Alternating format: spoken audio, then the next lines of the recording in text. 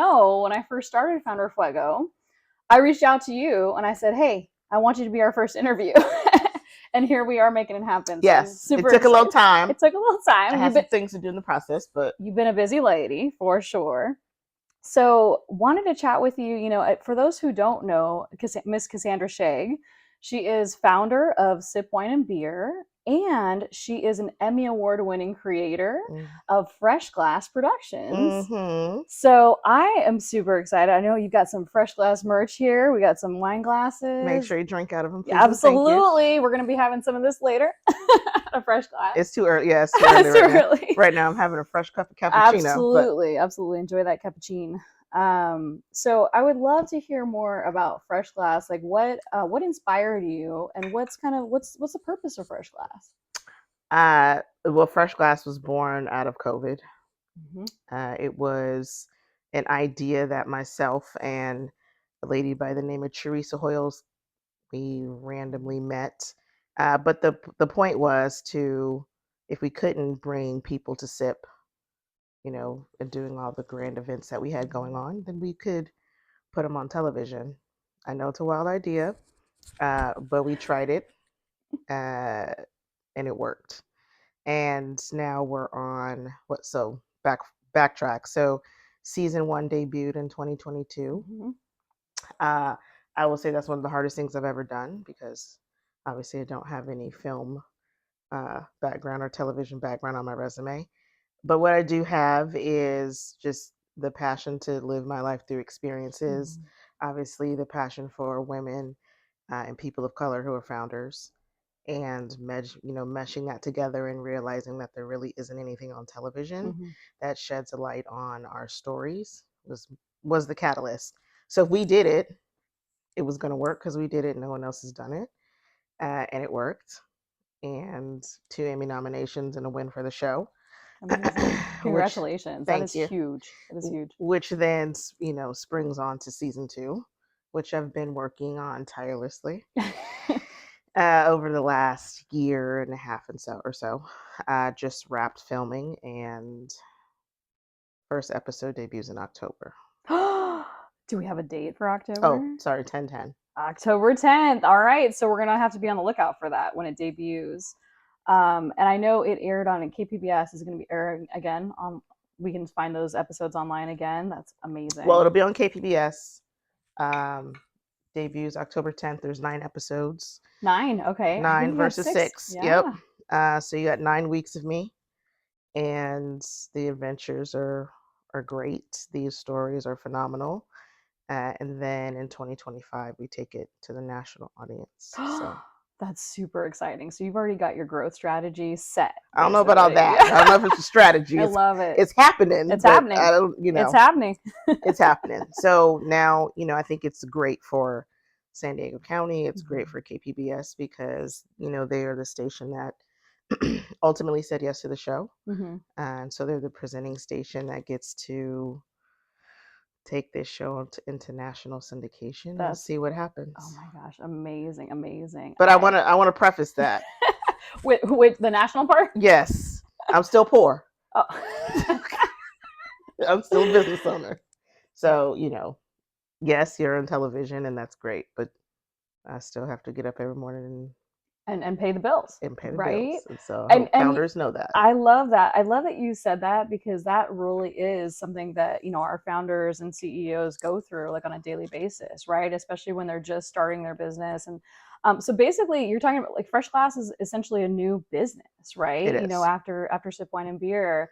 And so it's really like figuring out how to stand that up and how to make it sustainable. So I think you really touched on something that impacts so many founders out there. Yeah, you're trying to figure out, mm-hmm. you're trying to leverage both things, mm-hmm. and so you can get this to where you want it to be, but it's also television, mm-hmm. and that's a completely different realm and beast. It's different from a startup. Mm-hmm. It's obviously different from a wine bar, and you want this to reach as many people as possible, mm-hmm. and people only see the Hollywood side of things, and it looks all great and glamorous, but it is definitely difficult. And I'm fortunate that we're on public television, because there is more flexibility, and we own our stories and we control our content. And then, if things blow up, that might not be the case. Right. So it's all about really what it is that you're looking for and what you want to achieve. And I think in the 15 seasons that we'll have combined, That's well, I'm sorry, amazing. 15 episodes, not 15 seasons. seasons. I was like, Yeah, oh, no, dang. I'm That's tired. No, not just. I go, that's 15 years down the road. That's amazing. No. Well, I hope we get there to 15 seasons. I think that's don't. I'm I'm gonna be good. there. I'm gonna be there with you. You know what? I know this is. I was talking to my parents about this. Like, I am perfectly okay folding my hat for 2 seasons. And the reason why is because, to be able to do something like you've done it. Look, I'm just the type of person that likes to go off on a high note. I really don't know. And right now, as I'm sitting here, I don't know how you could top season 2. I know I probably said that for season 1. I'm sure you said that at the end of I season did. 1 I did. because season 1 was epic. Yeah. So if you haven't caught season 1 yet, we're going to include a link as well for you to check it out. We have all the episodes online, so our Founderfuego members can absolutely check out season 1 and really catch up on that before season 2 goes live October 10th. I really want to talk more about, I know when you started Sip Wine and Beer too, you were very intentional about what beers and wines you carried, right, and offered. Talk to me more about like the importance of, that intentionality as a founder when you're thinking about, who your suppliers are even, or, what are you offering as a founder and CEO for your customers? Yeah. Let's talk more about that. I think there's a huge impact there that, sometimes it may be missed by folks. Look, the world of business, I think it's a known that it's dominated by, and many realms of business are dominated by a certain demographic. And when you see people who are not that demographic that have been able to carve out space to thrive in it, for me, it makes me want to support. And I would hope someone would support me as well. But the broader, space of entrepreneurship and knowing, Black women are the fastest growing entrepreneurs, but don't receive the funding. So then you turn that into wine, right? The wine business. How many women winemakers are there comparative to, white males who are in the industry? What does land ownership look like in the wine business? What does ownership look like, in any realm when it comes to both women and people of color? And so the intentionality behind it is that I'm that person. And the other part is it is difficult. And if you are able to figure out how to navigate knowing that you are an anomaly in various fields, then what can people do to help? And supplier diversity is very important. National Minority Supplier Diversity Council, or getting certifications as women-owned and minority-owned businesses. All of those things are important. And those programs are created because you're missed and ignored and overlooked time and time and time again. And so that is the intentionality behind it. Like, yes, we can carry a lot of things that you're going to see, but there are people out there who have really risked everything that they've had to create their craft in whatever realm that is. So why not support? And as you mentioned too, I mean, the beer and wine industry is, a male-dominated field, and again, like we don't see a lot of women or BIPOC entrepreneurs in that space. And so, I love that Fresh Glass is really using that platform to amplify those diverse founder stories that are so important, because it truly, like when you see somebody who is like on TV, you're like, I could do that. Right? It's one of those inspiring moments of saying, you know what, let's get more, women in the wine and beer industry, and more, diverse folks. Could you, I don't know what you're allowed to share. I know this is all embargoed until October 10th. Share a little bit about like, what can we expect from season 2, or maybe I can tell you one person that's going to be on it. You can. Okay. Yeah. I wasn't sure, if it was all embargoed. But yeah, tell me more about who we might see on season 2. So Andre Mack came down. I don't know if you know who Andre Mack is. If you YouTube Andre Mack, okay, he is the brother with the red beanie, and he's always tasting wines. And he's like, "Here's 15 wines under $10." Oh, cool. He does it through Bon Appetit, but he's obviously much more than that. He's the first Black sommelier to be at the French Laundry. Amazing. Yeah, he was in the finance industry. Was lucky to get one of those, year-long vacations. Didn't know anyone to do. Watched Frasier, and that spawned into wine. What? What? And but he's also just a hustler, like, right, just the mentality. And so he owns 5 businesses. Amazing. His businesses are like on Rogers Ave in Brooklyn. Um, he worked at like these well-known restaurants and was like, yeah, that's great, but that's not it for him. And so he just kept going and going. And he has a whiskey line. He has, wine that you drink in, like OPP, in sheep's clothing. He has Mason Noir wines. He makes wines in Oregon. Oh, He has wow. restaurants in New York. And he's just a powerhouse doing what he does. And yeah, so he's on the show. Oh, super excited. So he came to San Diego a while back. Oh, cool, to shoot the No, episode. he came to hang out and Oh, nice. talk to people. And there are a lot of people out here that have watched him, supported him, and he's just an overall down to earth, cool brother. So That is so cool. So Andre Mack. I'll be on the lookout for that in one of the episodes coming up. I would love to hear more too about, kind of what was the most unexpected thing about, your experience during, Fresh Class 1 and now 2, right? What did you maybe not expect that you experienced? Or, maybe what are some of the most impactful moments that you really really touched your heart? Well, so season 1, you don't know what to expect. Right. Completely unexpected, right? You don't know what to expect. It's a fresh class. Yes. I can tell you that there was a lot of, I always say this, there was a lot of yelling and arguing in the first season. And it's because, it's just this unknown, and you want to do this right. And for me, what's top of mind and what always keeps me up at night is making sure that I'm doing right by our guest. So season 2, which I'll be honest, I was reluctant to do it because of just the toll that season 1 took. But at the same time, I also made some decisions in order to be able to really focus on being intentional and doing things different, so it wasn't mentally taxing. So it took me like a whole year to prep. Season 1 came out in 2022, and season 2 was coming out like third quarter, 2024. So there's a lot that goes into the planning and preparation of this. And this time around, I've made it a point to really enjoy the experiences and not just make it about work or like. And so really being in the moment and really understanding, really making that connection. And I made I made connection season 1, but this time it was like it's more impactful. There's way more travel, right? It's not just in California, it's across the country. There's some unique stories that I think it's really important people hear.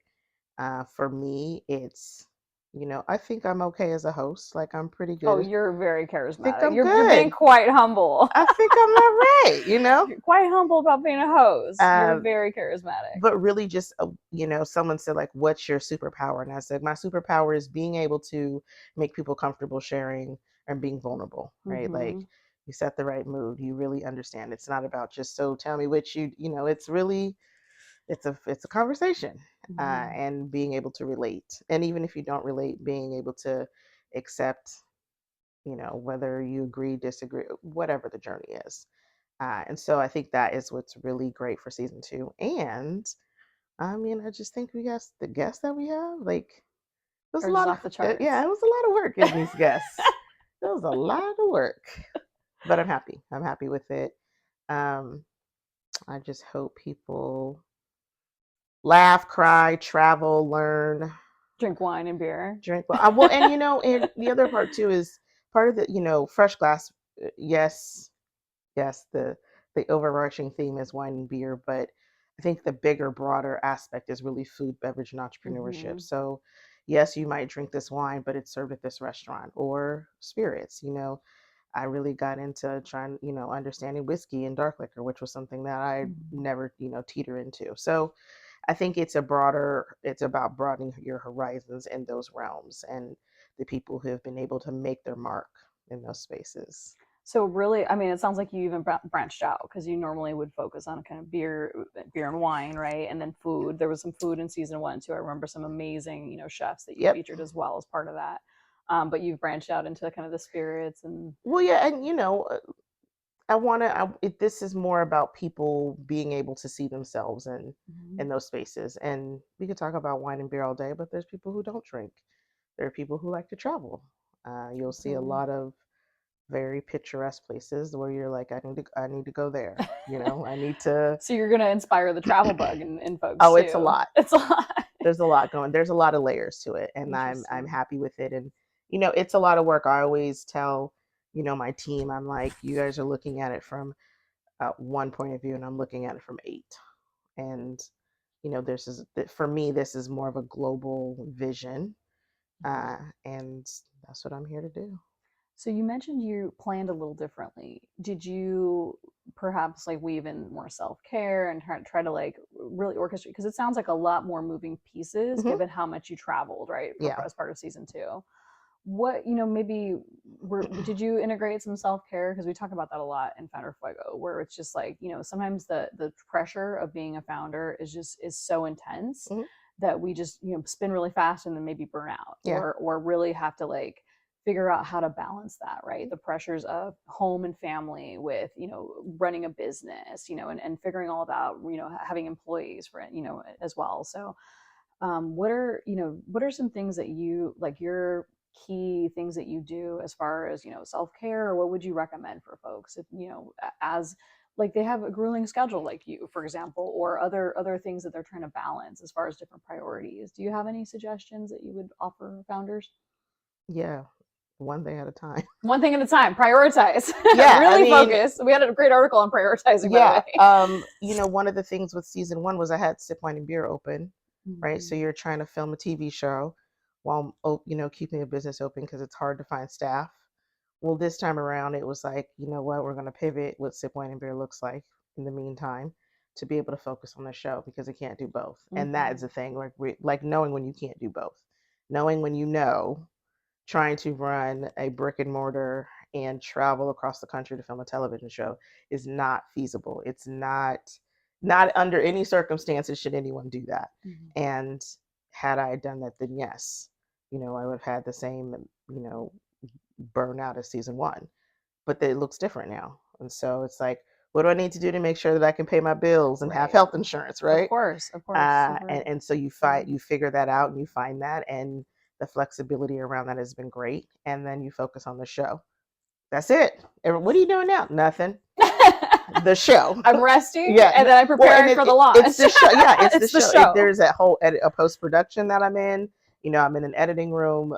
Quite a bit. I am, writing my, marketing strategy and, you know, making my, sponsors happy and creating events around it and Mhm. getting ready for the launch and having to go into the voiceover room for radio spots. Like there are so many things that come with this, and having a brick and mortar would have, yeah, no, I wouldn't have done it. It's too much to juggle. I Yeah, mean, and I appreciate you just being real about that, of going, you hey, can't do it. it's too much, right? Like there's, again, there's only, so much time in the day, and again, you're, especially if you have a very small team, or like what's going on. So I appreciate you sharing that, because I'm sure that was a really hard decision. No one. You're like, No no, one. I'm pivoting, I'm focusing. Yeah, well, over here. and the other part too is like it's okay. Like people Mhm. hold on to things, and because Totally. you don't know what's on the other side, and so it's like you just gotta like what is in the best interest. I think, and COVID taught me that. A lot of as businesses, you didn't know if your business was gonna be survive or not. Totally. Now, if my business didn't survive, and you knowing me, would I be okay? Oh, you're good. You're gonna be okay. Why? Because that business didn't define me. Right. It was Right. like You have you, and then the I'm a business is hustler. separate. Yeah, I'm gonna do absolutely. what I need to do to take care of myself. And I think people had a hard time like delineating that. Like I'm a founder and Mhm. this is my baby and it can't do that. And it's like, no, you're a founder who created something, and if that doesn't work out, you can create something else. But you have a whole toolkit and resources to figure out what it looks like up until the next thing. And I think that's the biggest. Like this is not just it. Like you can let things go. You can move in a different direction. And I know it's a little hard when you don't see it. Well, and that's your baby, right? You've grown this baby Hmm. into what it is, to a certain extent, right? So I talk with folks about that all the time, like really shifting from that founder to the CEO mindset, right? Because it's a different ball game when you shift from founder, where you're the operator, you're the one person doing it all, Yeah. to then hiring a team and really expanding and having them do the operations, where you're supposed to be doing like higher level strategy and really like business development and figuring out where to pivot next, Yeah. right? So I think that's so important, that understanding that, like, that change that is very it's an evolutionary You process. have to expect Yes. change to be a part of this process. Mm-hmm. And so when I was like, yeah, brick and mortar's closing, oh God, oh yeah. And I'm like, calm down. Like, why are y'all, like, no, you can still buy wine, we'll be online. Totally. We'll do this right now. I'm focused on Fresh Glass, but yeah, here's a newsletter. This wine is out. You want it? I can drop it off. I can ship it to you. I That's can, it. you You're know, still in the business. right. I have events still, Right. I just had an Absolutely. event with Andre Mack and people came down. That's So awesome. people just have to really be able to look at things other than what they have cemented in their head. And I Mm-hmm. know it's like, no, I want it just like this. Right. Well, that might You not have be. this box that Yes. you envision. It might not be possible to have it like, and I'm like that too. When I'm, talking to my producers and I'm like, no, I want this episode to look like this. Well, and I'm like, no, show me if it doesn't work, but don't just tell me it doesn't work. And so, that takes, you have to really know yourself and be okay with, yeah, I had this vision, but it could look a little different. And then that's that flexibility and adaptability, right? We talk about it's so fun. We just had a 3-part series that we launched as part of Founder Fuel, our newsletter. And the first one was lean into change. You just touched on that, Mm-hmm. right? Part 2 was capacity building. Mm. So we've also talked about that this morning. And then part 3 was prioritizing, which we've hit on all 3 of these things. It's incredible, because it's like those are the things that I hear, are kind of the biggest challenges and struggles from founders and CEOs. Would love to hear, like, what are of some of the stories that you heard, or things that you experienced as part of the filming for season 2. What were some of the kind of the most, maybe key impactful moments, Can't tell or you. nuggets of wisdom, like maybe a nugget of wisdom here or there that you picked up? Again, that's more general, that isn't attributed to anybody necessarily. I will tell, I think that in the realm of business, we sometimes often have to project or portray that everything is fine and everything is great. Mm-hmm. And I can understand why.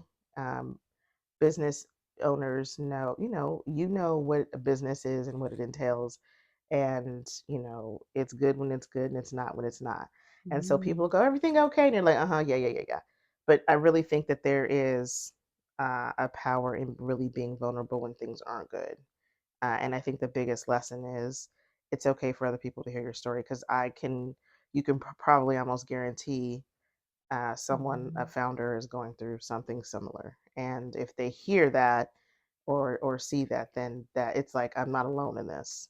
So I think the biggest thing is, even when I had my business, how's everything going? Well, shitty right now. What you mean? How's everything? You were honest. Right. Like, Yeah, be real about right. it, right? And the Yeah. other part too That is is, super hard for folks, right? Because you don't want to show, like, where am I vulnerable, where are my soft spots, yeah, right? well, and then Because you think it's weak, and right. it really isn't. It is, Mm-hmm. it's hard. And you may not want to talk about it with people who don't understand what that Right. challenge is. Like, I'm not going to talk about it because, this might go over your head, or you Mm-hmm. might not be with someone that can help, but you never know. You could tell somebody and they Yeah. could be like, you know what, I can't help you, but maybe someone else can. And Mm-hmm. so I think the biggest thing is, like, it's okay to be vulnerable in that space of not knowing, because you're not supposed to know everything. Like, this is all this crazy journey of figuring it out. Totally. And you ask anybody who's done whatever it is that they do, who look like us, it wasn't, Mm.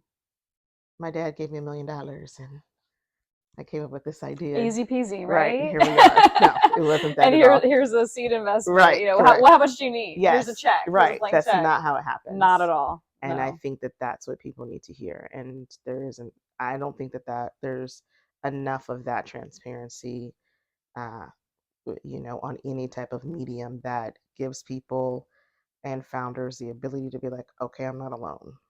So I think that's important. I love that. I think it is really hard for folks, especially people of color. I'm a Latina, and so it is hard. We come from a proud culture, right? So it's hard for us to say like, you know what, I'm struggling, or I need help, Mhm. or it really is hard to be that vulnerable with somebody. But I think to your point, we find a lot of kind of commonality in talking about that, to say, hey, I'm having this struggle. Maybe they've experienced that before, maybe not, but at Mhm. least, we can try to find resources. But I talk with folks like that all the time, that are just like, I'm struggling and I don't know how to get through this thing, right? Whatever it is, like this big rock that they're rolling up a hill, right? And sometimes the rock isn't that big. It's because Right. It's the perception of the rock. yeah, It's not the rock. and when you're in the weeds of something, Mhm. like you're like, I don't, I can't get out. Yeah. And And then you can't see beyond that, or you haven't experienced it before, so you don't know how, like, what are the tools, what are the right mhm. tools to get through it. So that's what, again, we here at Founderfuego, we love to like work with folks on really helping them see kind of past those blocks, or stumbling blocks that they're having. Yeah. But I really, again, appreciate, the intentionality that you move through life with, and you bring such joy into every room you enter. So Oh. that's why I'm like, you have to be our first guest. Well, thank you. Thank you, thank you, thank you. Because you never cease to amaze me. You have such incredible wisdom, and again, like I love some of the things you said as part of this. Oh, Yes, thank you. I appreciate it. It's not really wisdom. Okay. it is wisdom. No, I'm gonna tell It's you. life experience It's and wisdom. it's you can crowd that out. But look, sometimes you just gotta be like, there ain't nothing. I can't do anything about this. Like, Yeah. I can be honest with you, but I can't do anything about it. So what you want me to tell you? You want me to lie to you, That's or it. what? It's more work to lie. It's more work to this. But I can tell it's Yeah. sometimes you just gotta Take it in stride, right? And that's it. toss shit to the wind and just be like, not today, not today. Okay, all right, got it. Thank you. Not today, and keep moving on. And I've been there, and you don't. Yes, you can let it stress you out, or you can just like wake up and do it different and see a different outcome, or you can pray, or whatever Or sip on a nice cappuccino. you can do whatever you do, and the other part too. Here's important with founders. Um, uh, One of our guests, who's a dear friend, Timothy Parker from Chula Vista Brewery, um, we had a conversation, and he was talking about, you know, we always talk about, oh, what is it to make it? And you're like, oh, you got to work hard, you got to do this, and it's like, yeah, you already know that, and it's like, yeah, but do you meditate? I'm like, yeah. Do you manifest? Oh, that's the whole point of me being where I am. I said this is where I wanted to be. I saw the vision for it. I had a vision board. That's amazing. I might not meditate how other people do, but when I am out of my slumber, I do turn on the Chopper app to absorb positive energy, all that stuff. And so he's like, that's where it's at. Like, it's already innate that we're going to work hard. If you're a founder and you really want to push something, you're going to work hard. But mentally, are you prepared to always hear no? Are you prepared to say, if this person says no, okay, I'll go this way? Are you prepared to keep going 5 years from now, even when nothing happens? Are you okay with folding in the towel and being completely happy with the fact that you gave it all that you gave it and it didn't work out? Like, all of that stuff is a mentality. And so, as founders, we really have to focus on the mentality. And you see, um, CEOs say, I get up at 5 o'clock, and Oh I yeah, don't we know. see that all the time. Those articles. I get up at 4 a.m. Yeah, I'm I don't working know. out. Yeah, something. I don't work out anymore. I'm old and tired. Okay. But like, if you can give yourself 15 minutes to do X, that focuses on your ability to channel your mental health, like, then do that, because it really is your mental process. That's it. If people tell you no all day, that'll be taxing, to where you're gonna want to give up, or you're gonna quit, or whatever. So if you're, mentally, if you are okay, I know that this might be a no, but I'm still gonna keep doing it. There you go. I think too, not taking the no personally, right? It's not about me as a person. It's, whatever my service or product that I'm offering, like, didn't work out for them this time. And it may be a this time, right? Maybe you come back in a year and they're in a different place and it makes sense to say a yes, right?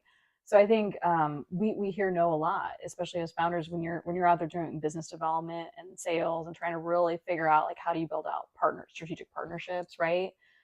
There's so many opportunities to hear that no, but then when you get that yes, it's so much sweeter, right? You run around the house like, and all you freaking need out. is one yes.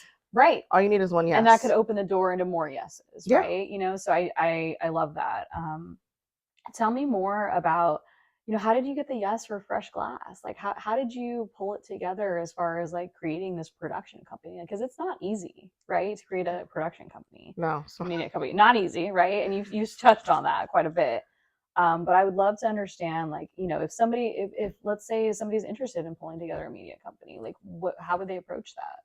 I really think they have to understand the value that they're bringing. Okay. You have to understand the value that you're bringing. Like, yes, we had an idea. Right. Then you start looking at, are these ideas like, or is there anything like this? So if there's nothing like this and people can't visualize it, then that means you have to create it so people can see it, which means you're going to have to invest in it, right? So you're using your own money and saying, like, okay, I'm going to use my own money to do this because I believe in it. And then I can bring a concept to life and then show someone else, and then they'll be able to see it. Because it's, typical television is, I have this idea, right? You're like, oh, that's cool. And, oh, yeah, I can see that. And, oh, it's kind of like this show. Well, what show are we kind of like? It's, you know what? Again, you guys are trailblazers in this space, because what show are you like? I haven't seen an unscripted docuseries where you're going out and being intentionally, finding underserved founders, women, again, people of color, everything in this industry. Like, I haven't seen it. And so that would have been very difficult and we pitched it to people in Hollywood, and they were like, yeah, no. And you got no's all the time. So the no's we're talking about. Well, not only that, it was like, and who were you, by the way, right? And you're like, yeah, okay. How did you get the meeting? So right. Like, how did you get in here for this don't worry meeting? about me. I know some people, okay? Is it yes or is it no? Okay. But that's the thing. Like, you have someone saying, well, we don't even know who you are, right? Like, and the trend on television is what? Murder mystery, drama. Right. Drama and melodrama. And yeah, like, it's going to be what live TV. It's a hot mess. and right now, and for a long time, hot mess sells. And in knowing that, you have to say, yes, hot mess. I see hot mess sells. We're not hot mess. Right. Here is something that we created. You can look at it if you can like it or you don't like it. Yay or nay. And you'll get no's in Hollywood, and then KPBS is like, yeah, that's cool. And you're like, there's the yes you needed. They're like, we can get behind this. Yep. This is vibing with what we want to represent, right? And just like, and the concept, again, like, it was trailblazing. So it's not easy to take that concept and that vision and execute on it. Like, you put together a production team, you got, like, equipment, right? Like, you're orchestrating the travel because you're going across the country. So I'm so impressed with what you pulled together. Again, like, I know you're gonna figure it out, because like we said earlier, your business is not who you are, right? No. Like, it's like you are a creative, and you came up with a concept and you figured out how to execute. Yeah. And even my producer was like, I can't believe you figured this out. And it was like, no, this wasn't this what this is. Are you organized? Do you have project management skills? Planning. Do you know how to write a plan? Do you know how to write do you know how to write a plan? Can you put your thoughts on paper that that conveys what you're trying to achieve? Like, those. And can you articulate it? Can you sit in a meeting with a Hollywood exec and like, okay, I gotta keep it together. I have to have this meeting because I want to sell this. Fundraising. I had to fundraise for this. Yeah. What do you think? I had conversations with people that said no all the time. But it was for me to look at a company and say, this is what they do. Does our vision align with theirs? Okay, yes or no? No, keep going. Yes, that's a conversation to have. Or someone knows somebody, or someone else sees it and believes in it, and then says, hey, you may need to talk to these people. So you never know, but you have to be ready. And the biggest thing is about being prepared. And again, like, I didn't go to film school, and I always say that because this isn't about film. This is the toolkit of life, right, that you use. I like to travel. I like to have a good time. I like to live experiences, and I'm fortunate that they get to play out on television. But if they didn't play out on television, I would still be doing these things. So right, and you're getting able to package all that up as part of your production company, right? So I mean, how amazing that those are things that you value, right? Like that are intrinsically important to you, right? To uplift other voices and to really travel and like these and have a good time, right? And to show, like, look, we can travel wherever we want. We're not limited to what society may say we're limited to. There is an experience wherever you go. It's what you make it. It's what you make it, right? You'll meet some cool people along the way who are going to be able to drop knowledge and wisdom. And then you'll have the takeaway of, growth, whatever that looks like for you.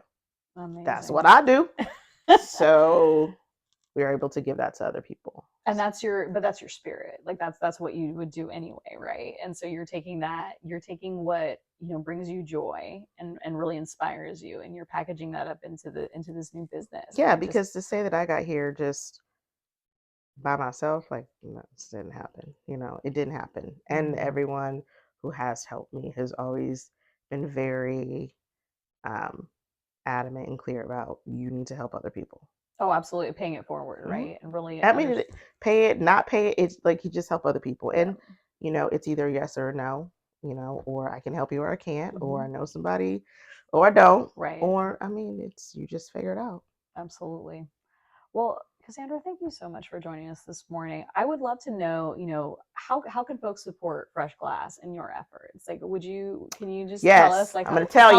Tell us more. Well, you could watch it. So if you either Google Fresh Glass PBS or Fresh Glass KPBS. And we'll include a link too. Okay. So we'll definitely have So all episodes are there. Super. You can buy merch. We have t-shirts coming. We've got a couple of little glasses here. We got some glassware, fresh glass, beautiful glasses. You have merch. You have, we have hats this time around. Oh, cool, hats. Yes. How about like shirts? Shirts, sweatshirts. We have all that for season 2. That's coming out in a couple weeks. The people that are featured in season 1, follow them. Support them as well. If you've watched an episode, like, post on LinkedIn like what you've liked about it, or something. Tag them. Do you have a tag? Or are you calling it like This is Fresh Glass? This is Fresh Glass. Hashtag this is Fresh Glass. So you heard that. Hashtag this is Fresh Glass. Yes. Okay, so we're gonna make sure and tag that. And then the last is, they can follow they can follow us on social media. So excellent. Fresh Glass is at This Is Fresh Glass on Instagram. Fresh Glass on Facebook. And LinkedIn too. And LinkedIn. Fresh Glass Productions is on LinkedIn. I'm trying to get into this whole TikTok thing, but we might be able to help you with that. Like, I got to get TikTok. Yes, This Is Fresh Glass on TikTok. Nice. So yes, coming soon. It's coming soon. And then if you want to join the newsletter to hear about things, freshglassproductions.com. Okay, great. Well, thank you so much, Cassandra, for joining us. Thank you so much. We appreciate you. Keep doing what you do. Thank you.